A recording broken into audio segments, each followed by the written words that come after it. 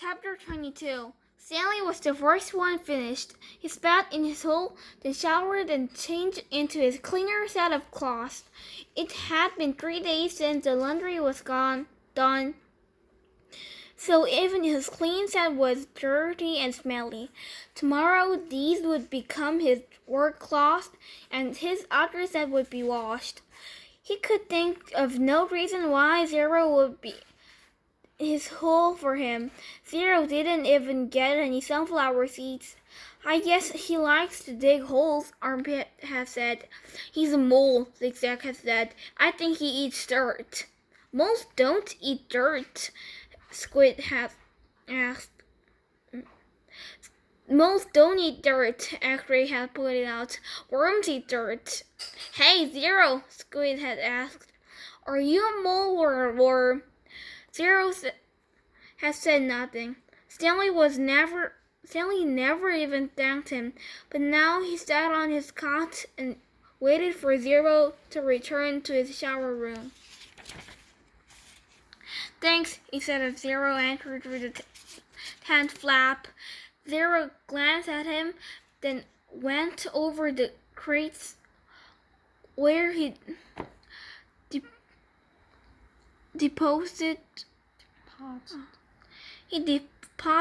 his dirty cloths and towels. Why'd you help me? Stanley asked. Zero turned around. You didn't steal the sunflower seeds, he said. So, neither did you, said Stanley. Zero stared at him. His eyes seemed to expand, but it was almost as if Zero were looking right through him. You didn't steal the sneakers, he said. Stanley said nothing. He watched Zero walk out of the tent. If anybody had extra reason, it was Zero. Wait, he called, then hurried out after him. Zero had stopped just outside the tent, and Stanley almost ran into him. I tried to teach you to read if you want, Stanley offered. I don't know if I know how to teach, but I'm that worn out today since you dug a lot of my hole. A big smile spread across Zero's face. They returned to the tent, where they were less likely to both bothered. Stanley got his box of stationery and a pen out of his crate. They sat on the ground. Did you know alphabet? Stanley asked. Do you know alphabet? Stanley asked. For a second, he thought he saw a flash of defense in Zero's eyes, but then it passed. I think I know some of it, Zero said. A, B, C, D. Keep going, said Stanley. Zero's eyes looked upward. E, F, said Stanley. G, said Zero. He blew some air out of his side on his mouth. H, I, K, P? H-I-J-K-L, Stanley said. That's right, Zero. I've heard it before. I just don't have memorized, actually. Exactly.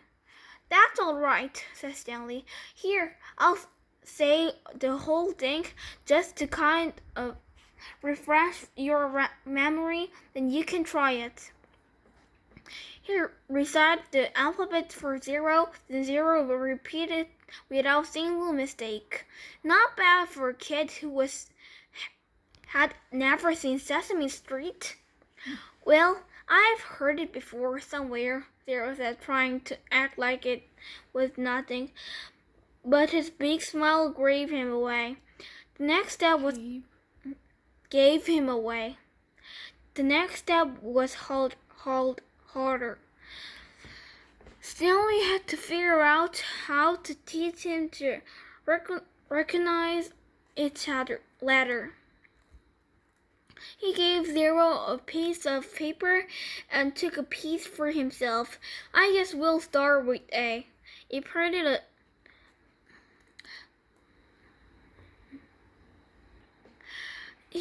a capital A, and Zero copied it in sheet of paper. The paper wasn't lined, which made it more different, but Zero wasn't bad, just life big. Stanley told him he needed to write smaller, or else they run out of paper real quick. Zero printed it smaller. Actually, there are two ways to write each letter, Stanley said, as he realized this was going to be even harder than he thought. That's a capital A, but usually you see a small a. You only have capitals at the beginning of a word, and only if it's the start of the sentence, or if it's a proper noun like a name. Zero nodded as if he understood, but Stanley knew he had made a very little sense. He printed a lowercase a, and Zero copied it. For the 50, so there are 52, said Zero. Stanley didn't know what he was talking about. Instead of 26 letters, there are really 52. Stanley looked at him surprised. I guessed it right. How did you figure out that? He asked. Zero said nothing. Did you add? Zero said nothing. Did you multiply? That's just how many there are, said Zero. Stanley raised and lowered one shoulder. He didn't even know how Zero knew there were 26 in the first place. Did he count them as he recited him? He had Zero write a few more upper than lowercase a's, and then he moved on the capital B. This was going to take a long time, he realized. You can teach me 10 letters a day, suggested Zero. 5 capitals and 5 smalls. After 5 days, I'll know them all. Expect the last day I'll have to do 12. 6 capitals and 6 smalls. Again, Stanley stared at him, amazed that he was able to figure all that out. Zero must have thought he was staring for a different reason, because he said, I'll dig part of your hole every day. I can dig for about an hour, then you can teach me for an hour. And since I'm faster digging there anyway, your holes will get done about the same time. I won't have to wait for you. Okay, Stanley agreed. As Zero was printing his beads, Stanley asked him how to figure out it would take 5 days. Did you multiply? Did you divide? That's just what it is, Zero said. It's good math, said Stanley. I'm not stupid, Zero said. I know anybody thinks I am, but I just don't like answering their questions. Later that night, as he lay on his cot, Stanley reconsidered the deal he made with Zero. Getting a break every day would be a relief, but he knew Avery wouldn't like it. He wondered if there might be some way Zero would agree to dig part of Avery's hole as well. But then again, why should he? I'm the one teaching Zero. I need to break, so I'll have the energy to teach him.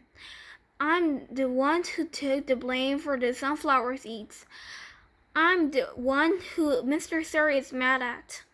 He closed his eyes, and images from the warden's cabin flew inside his head. Her red fingernails, Mr. Sir written on the floor, her flowered makeup kit. He opened his eyes. He suddenly realized where he'd seen the gold tube before.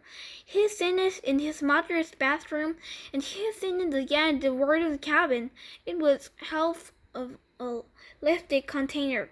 KB? He felt a jolt of astonishment. His mouth silently formed the name Case Barlow, as he wondered if it really could have belonged from the kissing outlaw.